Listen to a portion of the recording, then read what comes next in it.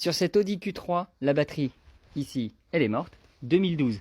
Ici, tu as la date de fabrication, 2012. C'est du Varta, ça tient bien longtemps. Waouh, 12 ans de vie, c'est bien. Et Malous, est-ce que je peux mettre une batterie AGM à la place d'une EFB? Oui, mais dans l'autre sens, est-ce qu'on peut? Non, je te montre. Donc là, c'est la nouvelle batterie en Continental, ça marche. Et au début, je me suis dit, ouais, je vais mettre une EFB. Et non, si c'est AGM qui est d'origine, tu mets AGM. Mais si c'est EFB, tu peux mettre AGM, mais c'est plus cher. Et il faut surtout pas mettre une batterie standard, parce que là, une AGM, ça se charge à environ 15 volts. Autant te dire, ta batterie standard, elle va cramer.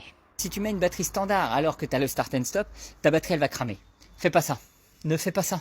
Ton vendeur là de pièces, quand il va récupérer la batterie en garantie, il va te faire « Donnez-moi votre plaque d'immatriculation ». Et alors là, t'es zubbi. T'as cramé une batterie et en plus, le vendeur, il va pas vous la prendre en garantie. Donc batterie standard, tu remplaces par de la batterie standard.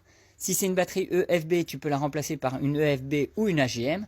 Et si c'est une batterie AGM d'origine, tu restes sur du AGM. Et la petite différence, c'est que EFB, c'est pour les petites et moyennes citadines. Et AGM, c'est pour les grosses citadines avec plein d'options électroniques. C'est ça.